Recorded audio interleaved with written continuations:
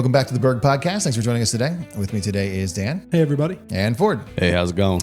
And we're talking about breakfast, but we're not talking about food. So, Wait, that's my favorite meal of the day. Why we got to talk about something else? actually, I love breakfast. That is my favorite meal of the day, too. It's so funny, though, because I like breakfast foods. I don't necessarily have to eat it for breakfast. I don't have to eat it in the morning. I could eat it. There's a reason why the diners are 24 hours a day with that. Yeah. And I love like cheap, greasy breakfast, right? Like Waffle House. not Waffle House, but there used to be a little place called Town Hall. Yeah. I was like, that was the best. Yeah. Allie and I could go for breakfast and spend like $14 and you'd leave full, for sure. That doesn't happen many places anymore. So You could leave for $14 full, but it'd be cheap and it'd be better by yourself. 2 people? No, by yourself. Yeah. That's true. Okay, that's true. I could spend $14 at Wawa and be full, but I wouldn't have enjoyed it. There's our first plug of the podcast. Wawa. We got Second, Town Hall. Town Hall. They don't They're closed. exist. They don't exist anymore. Yeah, It's a But reference. we weren't talking about breakfast foods. we can't get a Town Hall sponsor. Nah. Maybe we can get a Wawa sponsor. Maybe a Yeah, there we go. Wawa, if you're listening. Yeah. Anyways, we're not talking about breakfast food though. So we had yesterday morning. Yeah, yesterday we had our annual. We do it every year. Employee appreciation breakfast, and also an opportunity to go over a couple things because we've got everybody in the room. So did some benefit renewal conversation and stuff like that. Right. So Well, it's tough because we are so scattered, as everybody in our business is, that every time we get together, no matter what the event is for, we got a couple other things we need to kind of get in. Like, that's just the reality of it. It's like, okay, we don't get to be in the same space. So if it's whatever event that we can get 90% of the team in one spot, unfortunately, it's always a, not duplicitous, but there's multiple reasons that we have to like knock out a couple things at the same time. yeah, that's definitely true. Yeah, it was one of the things that struck me, and every time it strikes me, and I mentioned it to Justin and Stetson, was that when I pull in somewhere, we had it at the Heritage. When I pulled into Heritage, and when I was leaving, especially, and there's all these trucks, not just Berg trucks, but all the employee vehicles, all of them. And I think back to like that Merck breakfast we had at a diner. Like 7 trucks out there, and we thought there was there like was a lot. 7 trucks, and we thought we were something. We were like, this is crazy. Look at all these Berg trucks. Yeah. And how far it's come. How big it's grown, and that's just the one piece. It's the big piece, but that's the one piece. Right. Yeah. Yeah. I always think that's interesting too. And I haven't been here or seen it for as long as you guys have, obviously, but I know some of the first meetings that we had, they weren't that big, 10, 12 Kitchen people. table would cover it. Yeah. So we used to call it the conference room, right? Downstairs, that little room that now has a couple of offices in it. I mean, the first meetings, there were still tables with the chairs, and then later, like, it was just chairs because we didn't have enough space, and then it had to be Then it was the off-site. shop. Then it was a shop a couple times. We did, and that's right. Yeah. Had to clean the shop up and make sure it was all good for Yeah. eating. Eating garage. Yeah, all the different things. Yeah, we've used all different things. And somebody said leaving yesterday, we're like, we're almost too big for the Heritage, and I was like, we're getting close. Yeah, not quite there yet, Not but we're quite there. close. Yeah. You'll be sitting on the edge of a table or something. Yeah, that's all right. Yeah, we'll go to like student style eating desks. Everyone's got a tray. But it was, it was good to see everybody together. And, actually one of the guys commented to me later in the day that, like they were a little surprised that the benefits were able to stay, consistent, stay flat. Cause that's not where we are right now. Everything costs more. You can't buy a cup of coffee costs more than it did last year. So, it was one of those things, it was, nice to hear. And, we all struggle as, as employees of Berg, even Ford, being the owner, but still an employee, you struggle with the healthcare system and the benefit system and how that works and how it impacts you sometimes when you need it, right? Because when you don't need it, you just sort of forget about it. You don't really like paying it, but you just forget about it. But when you need it, usually that's when, you start to incur some cost, and then, Sure. That's where the frustration sinks in. So it was neat to hear one of the guys say, that I was talking with, they appreciated it. Yeah, it does feel like one of those costs that always goes up, right? And And sometimes significantly too. yeah, we've had some renewals in the past that I think there's like 20% plus. double digits, and 20%, and we could talk about insurance for a long time. Insurance feels like one of those. And it would not be a things- positive conversation. It would not be pleasant. But I think it's one of those things too that, we have to help the team. And, just because, like you said, ignoring it until you need it makes it worse. And I know, like, you get together and, like, unfortunately every year you have to fill out paperwork or you have to log on and stuff. But, like, spending 20 minutes, a half hour, really reviewing things ahead of time so that if an unfortunate circumstance happens, you know where you're at. Right. And you know what you have. Right. Not like, oh no, I'm in the hospital. I got nothing. I have no understanding of any of the things, because unfortunately you have to be a self-advocate all the way through the process. Right. Nobody is looking out for you except for you. I mean, my wife had kids in the last couple of years. We've had kids, but she, in the hospital, and you have to, like, check with the nurses because they're not paying attention to, you. They're like, hey, excuse me, we're over here. Or, like, hey, Yeah. did you actually read the sheet in front of you before you decided to do something? Like, you have a certain level of trust in the system until you realize that you really have to be your own advocate. So I think that's why, I can understand you can click and just say same as, but I think everybody should, spend a little bit of time actually reading through all the options. Yeah. We give multiple options so that people can it's an a la carte menu. People can choose what they do and don't want. Some people have chosen things that have been very useful to them. Other times not, but it's not, I understand, like, this year we have this passive thing, which is really cool because it's a little challenging, but I do think everybody should spend at least a couple minutes. Like, I even took the pack home because I would have probably just clicked like, yes, just renew. Right, and I was like, all right, me and Tamara are going to spend a little time just making sure that everything is appropriate. Yeah. Well, and even, the HSA is a big piece of this, right? We have 2 of our plans have a HSA tied to it that's available, and it's twofold.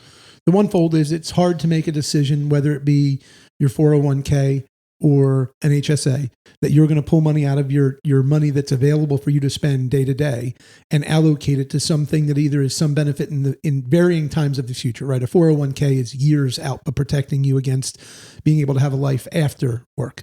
And then HSA is for when that something goes wrong, but it's something that the team and everybody else really needs to take a look at, because if you can budget it in, that you can move that money, in essence, you can cover almost all of the out of pocket tax-free. Now, you still have to spend the money, but you were going to have to spend the money anyway. And depending on your tax bracket, that could be significant savings versus not doing it that way. And as was brought up at the meeting, you can change it at any point. So, like, you could have it a little bit lower and then realize, actually, something's happening. I'm going to need this money, and move it and save yourself some money. And sort of as Ford talked through when Tamara had the girls, same thing just recently. Charlotte ended up having to have like an emergency appendicitis, and Charlotte has a couple of allergies that we manage, and not life threatening, but not good for her. They impact her.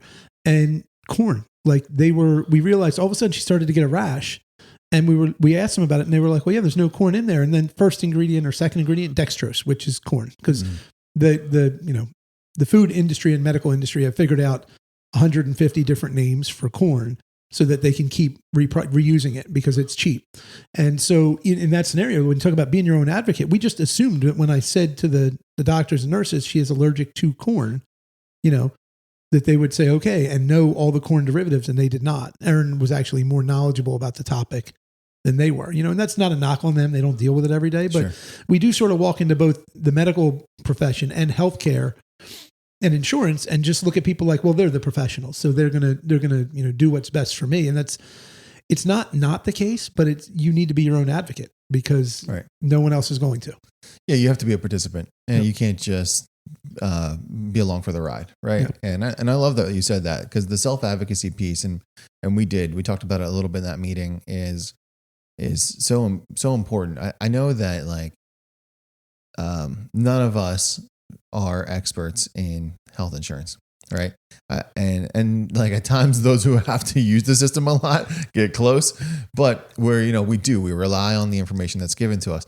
But if you're not going to actually utilize the information, if you're not going to read it, digest it, understand what your options are, ask questions about it, then you might as well have just said, well, just hand me something, because I'm going to take whatever you give me. And it may or may not be the right option. I think it's cool that that we still have, like, the variety of options that we have. I know friends that have, their companies for a variety of reasons, some of which we talked about already. The increase in costs, the complexity of plans has changed. So I know friends who have said like their companies have gotten rid of like options A, B, and C. You know, like You got like, one option, take it or yeah, leave it. here's the option that we have, and here's the other pieces you can add on if you want to, but we don't have like the variety. I think it's good. I like that we still have the variety. It's been tough, and I got to give a lot of credit to Chad and Tracy.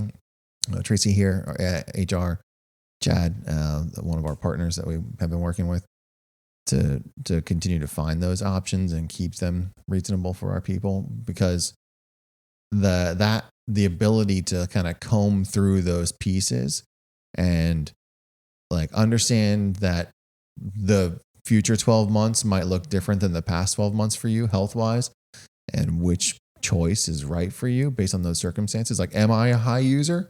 Do I need the Cadillac type plan that's going to cost a little bit more, but it will help cover incrementally all those pieces? Or do I only go for my, normal checkups? Do I not use a lot of expensive prescriptions and things like that?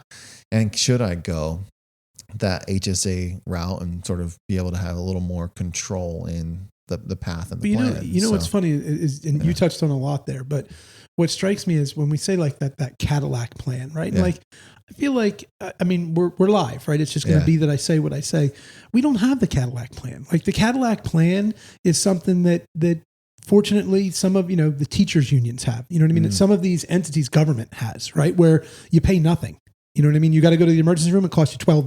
You know what I mean? Like, nobody's got that anymore. The plan I grew up with as a kid of somebody in the International Brotherhood of Electrical Workers, that doesn't exist unless you're there, And so, and they don't even exist anymore because of the cost. Because of the cost. So it's changed.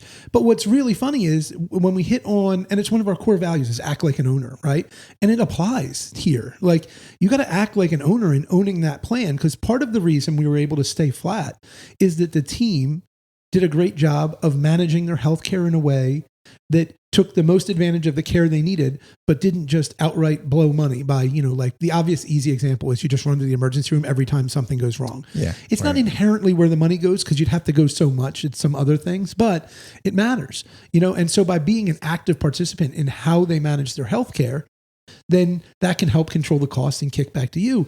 But it becomes one of those things that it's not really a Cadillac. It's looking at, what plan works best for you. And I would argue that the middle HSA plan might be the best plan to have, because the PPO has that 80% kicker at the end, and the out-of-pocket's higher. But if you took the HSA, you get the tax break for the money. You do have to pay the upfront money, but your out-of-pocket is lower. And I'm not trying to I am to a point trying to talk to the guys and say like, hey, think about this before you do it. If you actually look at the math, if you picked one of the HSA plans, you might actually spend less than you would in a catastrophic situation, even, if you really needed the care. So just because it's the most expensive does not mean it's the best. Right. You got to look at that plan for what you think you're going to use it, how you want to use it, and realize the thing I like about the HSA is if I don't use it, which I have 3 young kids, the odds are I'm going to use it in one way or another. But if I don't, I can carry over that HSA money and have more money that I could apply in the event I need it in the future, and get back to the heart of what insurance was supposed to be in the beginning, where it was the greater good. Everybody puts their money together. I was talking with someone the other day about it, and I said, the Amish situation with the barns, where the barn burns down, they rebuild the barn. But as a group, what are the odds that everybody's barn burns down in the same year? It's very low. The odds are that one person maybe burns down every whatever the interval is. And that's how you can afford to do it. So insurance changed and it became a problem, but it gives you the opportunity to manage it. And I think that's telling. And then you turn that into something else we offer that got talked about a little bit with the 401k, and then the Ramsey situation, that Ford has elected to offer the smart money thing. It's the same thing. Can you get to that budget? Well, I don't know. But if you at least take advantage of the availability of Ford making it available and deciding that he wants the guys to have access to the smart money plan, it may give you a window into seeing how you could better manage the situation, or at least identify that you're not managing it in the best possible way currently. And then you try and figure it out, and that's a lot of what I think the team tries to do with the benefits packages and all the ancillary things, is give people the opportunity to be active participants, look at it and say what's best. Right. This year we had a couple guys who were out on disability, and fortunately they had disability. They had elected to pay for this. So, you know, that's where you say like, oh, lucky. You know what I mean? Like, that's in switching gears in soccer. They yell lucky all the time now. Unlucky, unlucky. Every time somebody makes a terrible play for it. I don't know how this came out of Europe, but every time you do something poorly, a fan yells unlucky. It was not unlucky at all. You made a horrendous pass. You had a terrible shot. You didn't do a good job. And similarly, I think there's some similarity here. So like, oh, that was lucky that guy. No, it wasn't lucky. He looked at it, had no reason to believe he might need it, and said, I'm willing to pay this small amount to protect me in the event something goes wrong. Now, you could also not do that and earmark money and put it away every week into a fund to protect you against if something went wrong. And you might be in a similar situation if you did that over a course of a career, over 20, 30 years, that every year you put money away. But what happens in our society at this point is everything is so expensive and we want so much that we spend to the limit and beyond of what we have. And then when something goes wrong, you know, going back to, you always say, Christmas comes every year, doesn't it? You know what I mean? But yet you get to Christmas and you're like, how am I going to figure out how to pay for Christmas or my anniversary or whatever the holiday is, you know? But it's not a surprise. You just have to be an active participant. Well, I think there's a tough part too. Like, we had this one benefit a couple years ago that worked out really well for us as a company. And then legislation came and basically made it impossible to have. Mm-hmm. And that was very disappointing because it was something that helped people save towards something in the future or towards rain days or something like that. And so that is the challenge of this across the board, is we can never get comfortable with the benefits that are available to us as a team. Like, you know, it's a filtering system. So there's a bunch of benefits out there. We have to, you know, Tracy and Brian look at them and try and figure out which ones are best. And then we offer them, and then each one of the team members can choose what they want to have. But those are changing on the regular. And usually if they work too well, they pull them because they actually worked. That's just my thing. But, Yeah. you know, it's really tough because I think all of these things, you know, it's also the same thing with like homeownership. People actually joke homeownership is a forced savings account. You know, all of these things are set up basically in a way to save for something that hasn't happened yet, or something, you know, that's what the healthcare thing is. It's basically like, right now I'm 100% healthy, nothing wrong. Yeah, but what if something happens? That's what they're there for. 401k. Someday, you know, you want to go do something else. You should want to have that money there for those events. You know, that's why we do some matching to try and help incentivize people to do that thing. You know, so I think all of it really is that if life's on cruise control for people, then they get surprised. And really what we're trying to get is that people don't get surprised and actually just be prepared for things. Yeah, no, for sure. Yeah. And it does all tie together, right? The smart dollar component, the choosing the right option from a Medicare, or excuse me, not Medicare, but a health insurance relationship, planning for that retirement, home ownership, if that's the right option. You know, they are all functions of your personal finance and your budgeting. So every time you make one of those decisions, you're saying, what's the right option for my situation now, long term, my family, et cetera. Yeah. And each one of those comes with its own caveats, right? You know, like, and like what you're saying, like every time something gives you a tax incentive or a tax advantage, you know, like you should take advantage of it. Use it now. You should probably take advantage of it now while you can, because someone's going to at some point say, why are we not charging taxes on that? Or why are we not, making them pay for that service? And the HSA is one of those things. And our family uses the HSA program, and it's awesome because, my wife's plan is, she works for the school district. It is, there it is. A little more. That's a good plan there, probably. It's this. Truthfully, it's the exact same plan. Unbelievable. It's the exact same plan. Schools, except that the school district, via charging everybody their taxes, pays for it entirely. So she still has an HSA plan. We still contribute to the HSA.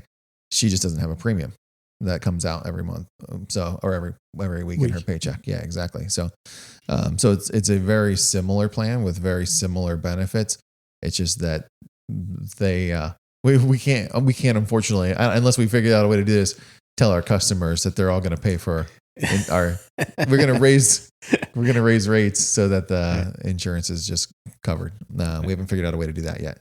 So, well, and also I think a glimpse into this for the team is that what we've seen in the market in the last 5 to 10 years is that every year when we go looking again, there's going to be someone that's going to come in real screaming low. Yeah. Mm-hmm. But all the tricks are the next year they get you, they bang you. Yeah. And so that's why part of like trying to maybe stay with the same brand or some of those things happen because trying to, like they just don't just be like, hey, this is where we are. They all come in, try and like get your business. And then, we've been probably, if I would have kept all the cards I've had since we started here, we've been through like 10 different brands and each one has their own in network and out network. It's just a convoluted mess. Sure. But, that was one of the things this year was just keeping the same thing. So you'll get new cards, but at least like if you were using somebody, hopefully they're still using them. And then, some doctors are even getting out of the different, it's just. Yeah, it is a struggle. It's not easy for anybody out there anymore. Anything you can monetize, right? That's the thing. Like anything, you talk about it with U Sports a lot, right? Yeah. If you can monetize it, people are going to pay for it. You're going to create competition and you're going to have to argue why your brand is better than someone else's brand. And so we see it in the insurance market all the time. And it's a struggle. Like the amount of back and forth, negotiating, arguing, whatever it might be that we do to try and make the product consistent, because you're right. Like those changes are a disruption. Right. So, we have probably like 5 or 6 quotes that we got for, different carriers, different brokers, different product makeups, etc. And the pricing, oddly enough, for the same people, for the same coverages, is different in every one of those scenarios. There's a 30% swing in some of them. Every one of those scenarios. Yeah. And so you're trying to say like, all right, how can I get the best product for my employees at the most reasonable price and at the least amount of disruption? Like those are like, in my mind, the 3 things that our team goes through when we're trying to figure out those benefits. Like how do we make it as easy as possible, get them the most, cost them the least? And like that's a hard balance. It's a collision course for sure. Do you want it fast? Do you want it good, or do you want it cheap? Like that's cheap, good, or fast. You can't have all of them. And, trying to find the matrix is somewhere in the middle between all 3 of those factors. And that's what we try and do, right? Yeah. I mean, that's the line you're trying to walk, and it's sort of in an odd way that it can tie back to because business is business. Ford always says like it doesn't matter if you're selling widgets, it doesn't matter what it is, right? It's all the same. And in a lot of ways, I think about I reference your comment when we were buying a lot of equipment, and you say, okay, but if you buy this piece of equipment, you have to make this much more a month, And so that's the big pieces I try and tie back, is I want the guys to realize out there that part of the reason we're trying to do what we're trying to do and manage it the way we're trying to manage it and all those things is because if we can get you the same service at a slightly less cost, then when it comes time for renewal, the team has more teeth to have these discussions and stand their ground and have an argument about why price shouldn't go up. But when you have a spike in cost, well, that's going to get paid for. Like when that's the sad state of the insurance is that's the way it is. If you cost them money, they're going to charge you that money plus whatever profit they want to make. The only way to stay the same is to try and not go beyond what they anticipated you would spend, right? And that's just the reality. And that's not all that different from how we budget running the company or how you should budget managing your household. And they're certainly not going to give it back. They're certainly not. It just might not cost you more. It just might not cost you more. So, it's part of the business that people don't really see. And they just see us show up at a meeting. And, one of the guys also, he was saying like, this guy's standing up there talking and other people are talking. And then another one of the guys said, you feed me carbs and then make me listen to the insurance guy. You know what I mean? Like there's funny conversations because it's not our environment to sit there in a room, and not talk to each other. You know what I mean? A lot of our guys, especially when you put them in groups, people are social, you know what I mean? Especially when comfortable. And I feel really fortunate that we work together and it's a pretty comfortable group. You know what I mean? You could play a game where you move people around on the tables and it might not be who they sat with, but they know the person, they can have a conversation. They're all good people, but you put them in a room and ask them to be quiet. That's a little harder. And, and you're trying to listen to insurance, but like Ford said, left to my vices, I mean, given the situation, I'll probably look at the packet, but really I'm going to do the same thing. I'm going to take it and give it to Erin and say, let's talk about this, because it will force me to be a more active participant in the process, which if I don't do it, then who do I have to blame? You know what I mean? Like and I'm not saying you could pick the wrong plan. Like there's not really a wrong plan. It's just, you could look at what is the best for how you want to operate. Right. You know, if I was 18 and 21 years old and single, I'd be taking that high deductible high. I mean, I'll pay as little out of pocket right now. I'll max out my HSA. You know what I mean? That's what I would do. Having kids, I tend to lean more towards the middle one just because of the out of pocket. But I actually don't remember. You and I had this discussion. I don't remember if I'm on the high or the middle HSA, but I'm on one of the two because I believe that we can try and manage to that.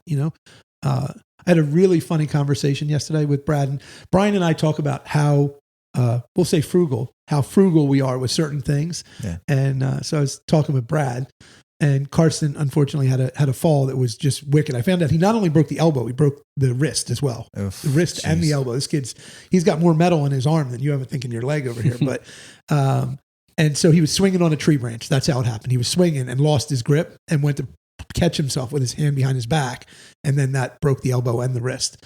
And but in passing, we're talking about getting the cast off and then some of the stuff removed. And he was saying Carson had stitches in his head some time ago, but staples, not stitches.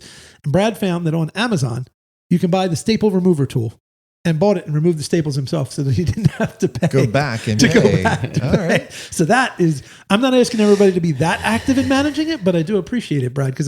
So last night I told Erin and the girls about it. I said, so girls, if you get staples, nobody else is pulling them. We're not even buying it. We're borrowing the tool from Brad. We're just going to Brad's house. He's like an expert. He's a pro. He's done it. He's a professional. He's already done it. Yeah. He could pull out the staples. I believe this story was me, but I'm not 100% sure. It was in my family.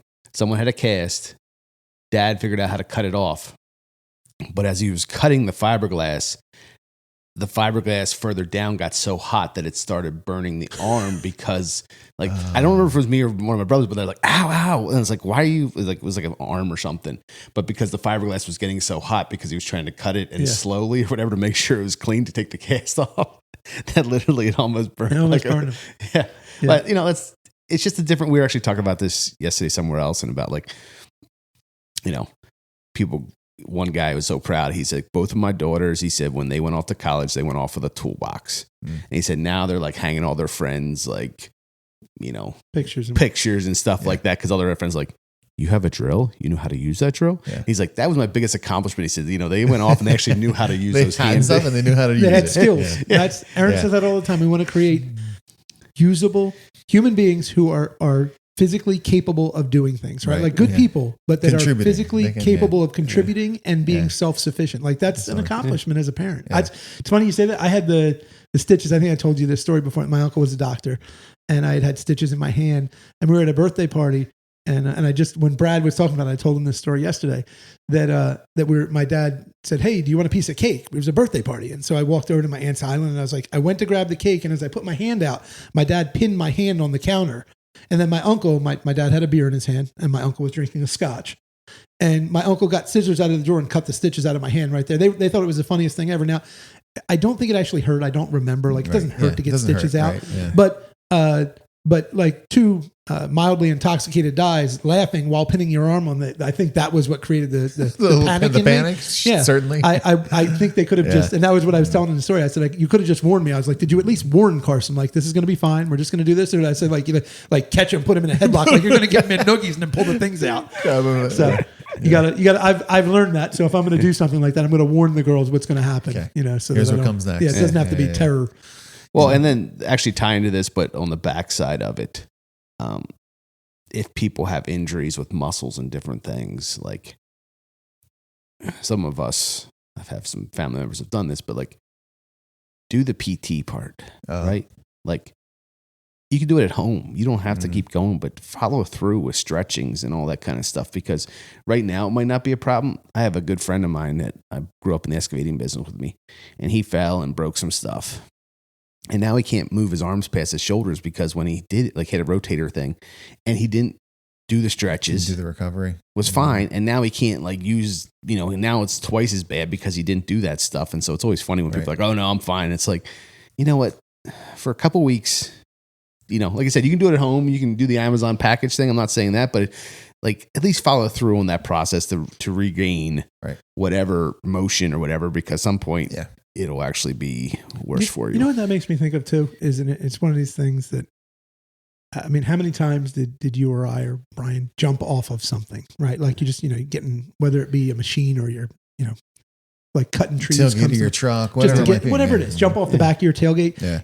And it's one of those things like I'd probably do it still now, but as I get older, I start to think about it like it's just put a hand on something, like slow it down. You know what I mean? Like in other words, how many times do you have? It's one of those things that similarly, like just if you could do the little smart things, like forget about healthcare, just like from a ability to do things as you get older standpoint. Like it's one of the neat things right now, as we like made a joke the other day about that I'm getting old, and that I can still do what I want to do. It's of all the things I'm pleased about, that might be one of the most. I can do almost everything I could do when I was young. Can't do it as well, sure, but I can still do it. And I can hold my own, and that's something. Now that I would say is lucky, because I made about as strong an effort as you can to injure myself. But, it's something that if I could tell like a younger version of myself, you know what I mean? Like the one that always comes to mind is my dad when I would warm up, if I was going to pitch or anything else. And he'd say, you got to warm up. And I thought warming up was throwing as hard as I could with a lot of curveballs. And that's not how you warm up at all. And that's the thing that I probably can do least now. Like I can throw, but not like I could before because my shoulder hurts. But 12-year-old me didn't want to listen to that. Sure. Yeah. So think about it when you're out there jumping out of a piece of equipment, just hold the handle. I think the point is be a participant in your health, right? Don't just be along for the ride. Yeah. Whether it's choosing how your health care is provided to you, choosing how you recover from things, choosing how you are aware of your surroundings to avoid situations. Be a participant. Yeah, because if if you choose not to drive right now, you're going to get driven later. I mean, you're going to be the passenger later. At some point in our lives, all of us going to have to be the passenger. The longer you drive, the more control you have. Yeah, for sure. That's a good place to wrap it up. Thanks for joining us today, folks. We hope that you got something from this, and we hope you come back for another episode. Check.